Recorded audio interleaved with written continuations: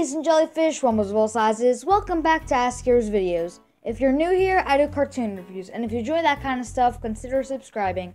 Today, I'm back at you with another Super Discussions, which is a cartoon discussion show that is the sister show of my main show, Super Reviews show.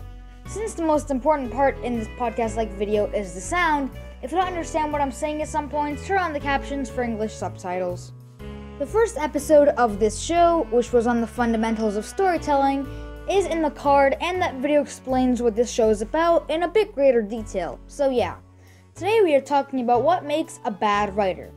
I've gotten the spiel of the worst writer on SpongeBob in my opinion, Zeus Service, way back when I sucked and was way under 100 subscribers. Of course, that's not to say that all his creations sucked or he's a bad person, but yeah, you get it. And here I am about 2 years later talking much more professionally, in my opinion, about the same topic except in a wider and much more generalized spectrum. Feel free to watch that video, by the way. I think it shows my growth over the time I've been producing content quite tremendously and accurately. So, what makes a writer like Zeus Service? Well, a start is a team of bad people. In a professionally made cartoon or a movie or whatever form of media that requires a writer, a big team works on it, from storyboarding to writing to sometimes voice acting to animating to adding background music. Therefore, in a multi-billion-dollar franchise like SpongeBob, it's unacceptable for a bad episode to get through such a fine filter, so to speak. It's unacceptable that no random worker at Nickelodeon has to stand up and just say the episode isn't the best of things to make for the millions of viewers SpongeBob gets worldwide. And not just in SpongeBob specifically, but in any cartoon or especially any movie. But that's the team as a whole. Let's talk about what makes a bad writer as a writer and nothing else. Of course, please note that cartoon writers do not come up with the ideas themselves, but write according to the storyboard. But let's say that like a newborn baby, the storyboard comes out innocent and a blank canvas, so to speak.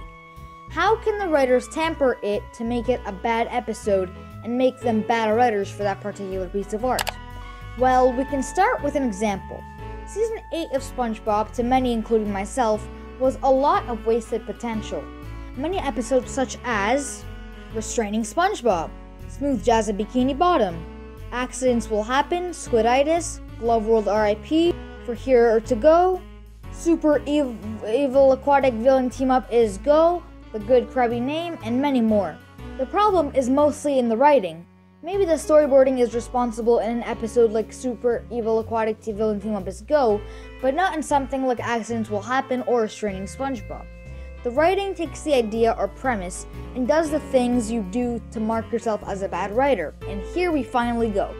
These are the things you can do with a premise to be considered a bad writer.